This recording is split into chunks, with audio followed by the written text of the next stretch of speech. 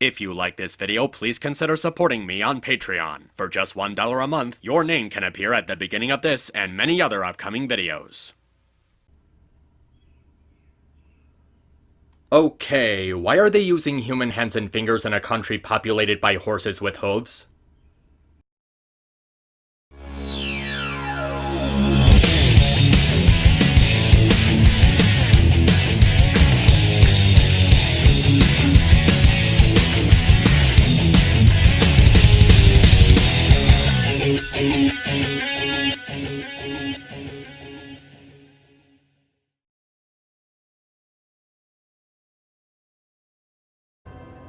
With this being the final season, I wasn't really expecting any returning celebrity appearances or anything too big, but they got Patton Oswald to return in Common Ground. An episode that looks pretty basic on the surface, but actually becomes a lot more interesting when you look into its background. We see that Fluttershy, Pinkie Pie, and Snails are still the top buckball players in Equestria and are heading for the championship game, just as Dash comes across Quibblepants from all the way back in Season 6. He's trying to get into buckball because he's in a relationship with a mare named Clear Skies who happens to have a daughter named Wind Sprint, who's a really big fan of the sport. She seems to have a hard time dealing with Quibble dating her mom, and he tries to build a relationship with her to feel accepted in the family. To do this, he asks Dash to teach him the ways of being a sports pony, and it goes just as well as you'd expect. So the story comes across as fairly predictable, with it being a kind of try-hard story with a step-parent trying to get his stepkid's approval. But that doesn't make the episode bad by default. It still pulls off a lot of genuinely good stuff, giving the characters some nice highlights and presenting the story in a pretty noteworthy way. I really like how Snips and Snails are worked into the episode, giving them a significant amount of screen time without making them annoying. Snips is given some humorous personality, coming across as a snarky hustler by marketing Snails' talent into its own business. Like, did you really expect Snails of all characters to get his own merchandise? Just the fact that Snips made this into a reality is hilarious. But he does help Quibble and Win in their training, so it's nice that he stuck around to be useful instead of just trying to make money off the situation.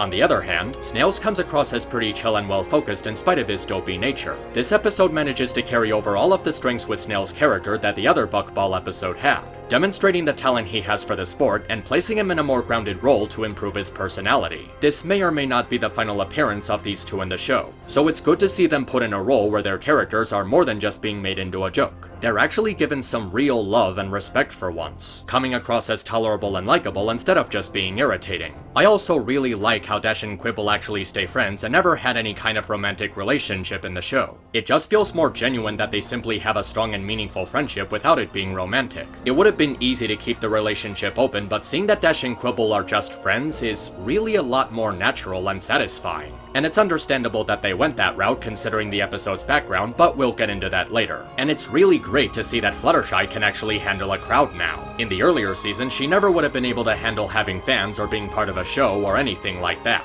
So seeing how she's now able to confidently play a popular sport in front of hundreds, maybe thousands of ponies, really emphasizes just how much her character has grown throughout the series. Fluttershy and Pinkie Pie together play a really good supporting role in the episode. They retain the attitude of it's just a game and keep it in good fun, and it allows them to perform as real experts in the sport. Dash plays a nice role in the episode too, even if she comes across as a bit misguided. She's understandably confident in her ability to train Quibble with her history as a sports pony and being a wonderbolt, and even if her solution to the problem is short-term, it still comes from a nice place. She puts forth an effort to help Quibble build a relationship with his future stepdaughter, and it builds into a good moral for both of them to learn. She encourages Quibble to talk things over with Clear and Wind to be straightforward about his feelings on sports, and when Quibble opens himself up, it actually comes across as really heartfelt. He truthfully and honestly wanted to build a relationship with Wind in a way that's akin to how a parent and their kid would bond. He doesn't want to wow her or impress her by looking cool or athletic, he just wants her to like him. You really have to give Quibble credit for actually wanting to put forth an effort to be a good stepfather to Wind to earn his relationship with his girlfriend and her daughter. And the moral that Quibble and Dash learn is how the solution wasn't about being a fan of something someone else likes, but to understand why Wind Sprint was so passionate about the sport. And in the end, she admires Quibble's honesty and decides to express her love for the sport to him.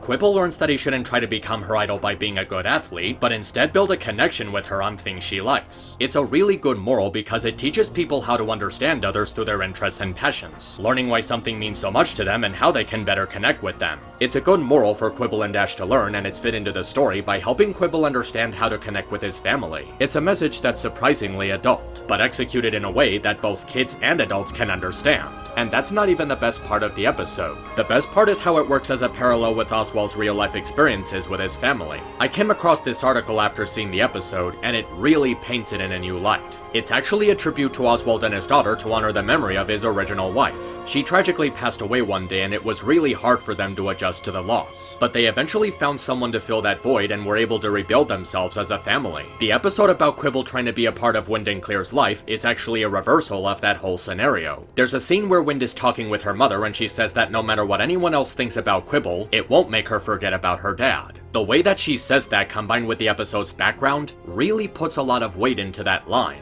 Remember how this episode is a parallel of Oswald's life experiences with his family and how his original wife passed away? While they don't directly say what happened to Wind's dad, there's a couple of hints throughout the episode that he actually died. This was a really smart way for the episode to handle the subject of death.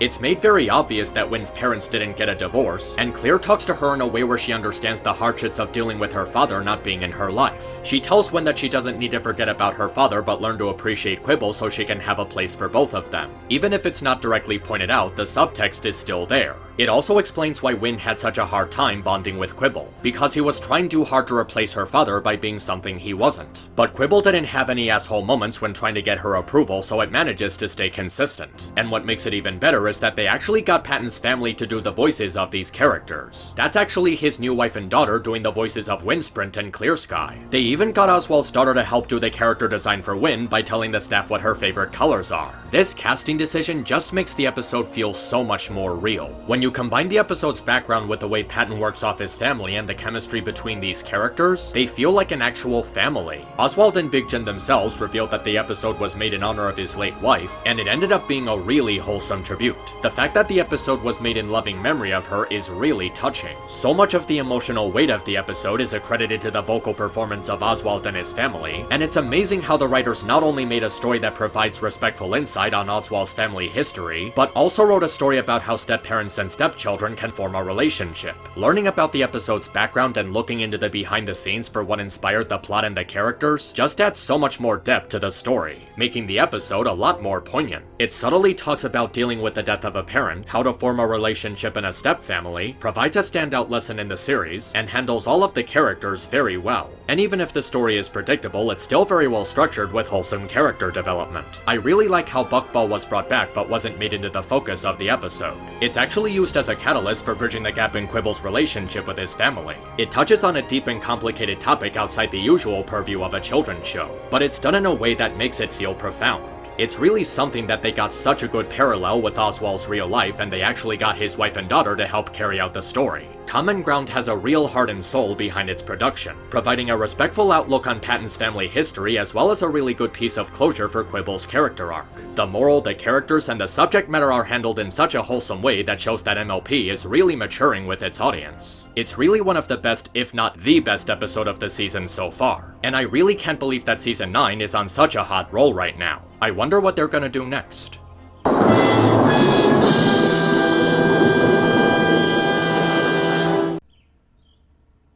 Please don't kill Ocelbar.